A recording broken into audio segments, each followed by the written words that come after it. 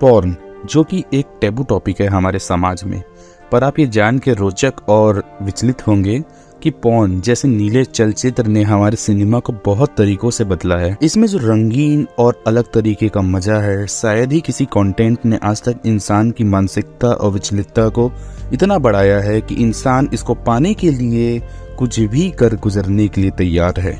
पर बात रही जब सिनेमा की, तो पॉर्न इंडस्ट्री ने सिनेमा को बहुत ही अलग तरीके से चेंज किया है और इफेक्ट किया है।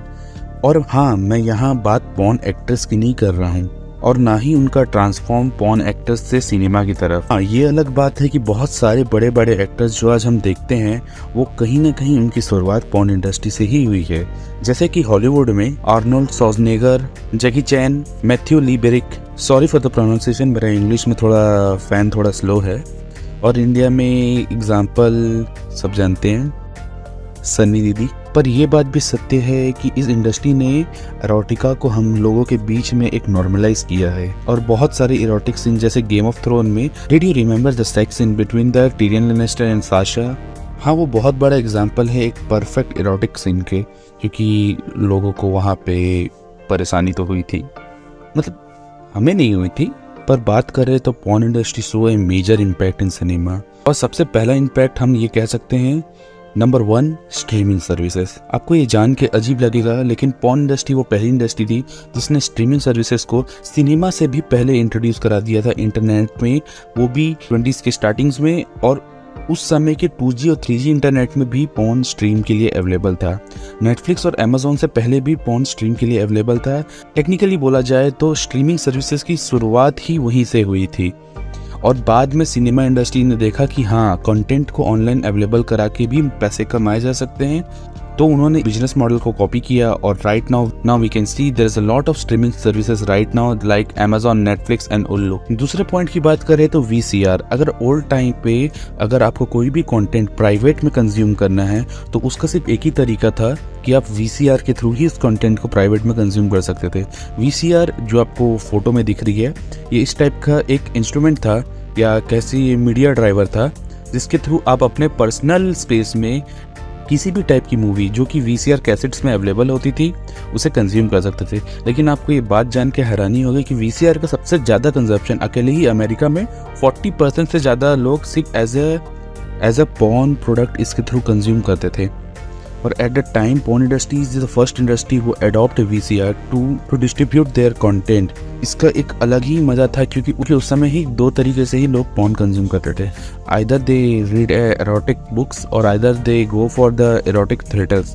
But the thing is that this kind of content can't be done in front of everyone, so the people will start using VCR to consume a porn। अब बात रही तीसरे पॉइंट की, तो VR।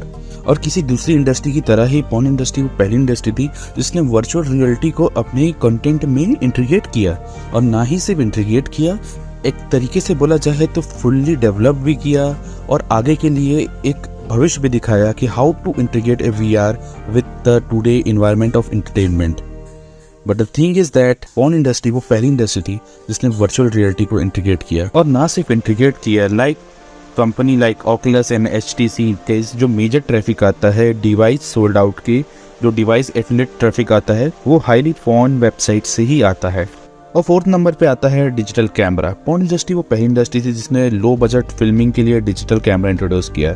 आज जो हम नॉर्मल DSLR यूज करते हैं जैसे Canon 5B Mark III जो कि नेटफ्लिक्स रिकॉग्नाइज कैमरा है, उसका मेजर कंजप्शन पॉर्न इंडस्ट्री में ही होता है। पॉर्न इंडस्ट्री ने डिजिटल कैमरा को फिल्म मेकिंग के लिए नॉर्मलाइज किया और ना सिर्फ नॉर्मलाइज किया, उसके इनोवेशन और उसमें लो बजट फ्रेंडली, मोर फीचर फ्रेंडली जैसे फंक्शनैलिटी को भी इंट्रोड्यूस कराया। 5th पॉइंट पे आता है CGI। CGI तो हम सब जानते हैं, CGI का यूज पॉर्न इंडस्ट्री में कई सालों से हो रहा है। ये बोल सकते हैं जब से पॉर्न इंडस्ट्री और CGI इंडस्ट्री है तब से यूज हो रहा है। और हम जानते हैं CGI का यूज कहाँ पे आता है, उन्हें कुछ बड़ा दिखाना होता है, लेकिन बात बस वहाँ तक नहीं है। Actually porn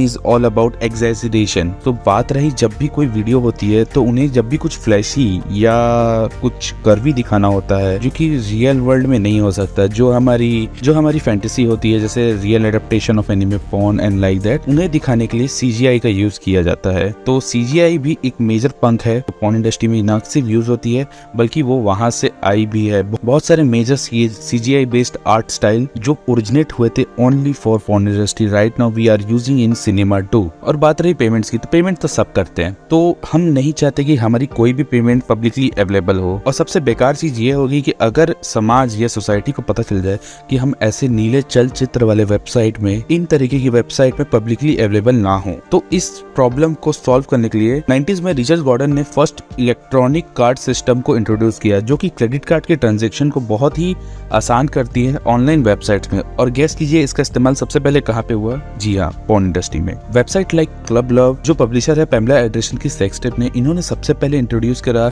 electronic payment system, and porn industry is the first industry that introduce electronic payment through the website. और 7 पॉइंट ये है कि हाई स्पीड इंटरनेट। और आप ये बात जान के बिल्कुल भी आश्चर्यचकित नहीं होंगे कि वर्ल्ड की जो फर्स्ट स्ट्रीमिंग सर्विस थी वो एक पोर्नोग्राफिक वेबसाइट थी, जो कि एक डच कंपनी थी रेड लाइट के नाम से, जिन्होंने वर्ल्ड का फर्स्ट पॉर्न स्टेशन और पॉर्न वेबसाइट और स्ट्रीमिंग सर्विसेज अवेलेबल किया था। और ये बात सच है कि ये काम उन्होंने 6 साल पहले किया था। और ये बात सच है कि इन्होंने ब्लॉकबस्टर और मिरर मैक्स से 6 साल पहले ये काम कर दिया था। और आपको ये बताना चाहूंगा कि यूट्यूब 2005 में इंट्रोड्यूस हुआ है। और 8वां पॉइंट ये है कि एआई मैनिपुलेशन पॉर्न में सबसे पहले इंट्रोड्यूस किया गया है, क्योंकि हमारी फेटिश होती है कि हम अपने पसंदीदा सेलिब्रिटी को वो करते हुए देखे जो हमारी फैंटेसी से रिलेट करता है। और पॉर्न इंडस्ट्री वो पहली इंडस्ट्री जिसने एआई मैनिपुलेशन और डीप फेक को इंटीग्रेट किया है वीडियो सर्विसेज में। और to be honest, we all try to search about Hermione Granger's and Katrina Kaif video in our puberty period. और इसी तरीके से पॉर्न इंडस्ट्री ने बहुत ही ज्यादा टेक को इन्फ्लुएंस किया है।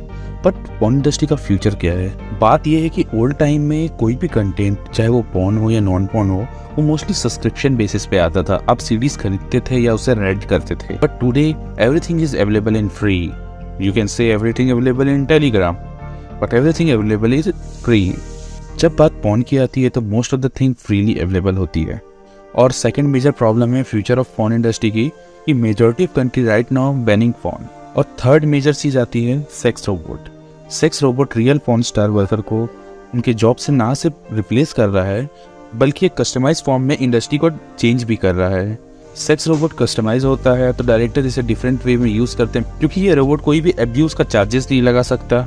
और आपको ये बात जान के आश्चर्य होगा कि आपकी फेमस स्टार जैसे स्कारलेट, जिन्होंने ब्लैक विडो का रोल प्ले किया था, उनकी तक का सेक्स डॉल ब्लैक मार्केट में अवेलेबल है। तो ओवरऑल कंक्लूजन ये है कि पॉर्न इंडस्ट्री ने को बहुत ज़्यादा इन्फ्लुएंस किया है। अगर आपको ये वीडियो पसंद आता है तो like, share and subscribe. Comment about what you not find good about the video and also comment about what you find good in the video. और ये मैं कहना चाहता हूँ कि मैं इस इंडस्ट्री को सपोर्ट नहीं करता। At the end you have to know what is there. And also I will going to make a one video about the dark secret of porn industry and stay tuned for that. So like, share and subscribe this channel. And I'm not support this industry, I just want to give you information about this industry. Have a nice day, God bless you. Like, share and subscribe. Have a nice day, God bless you.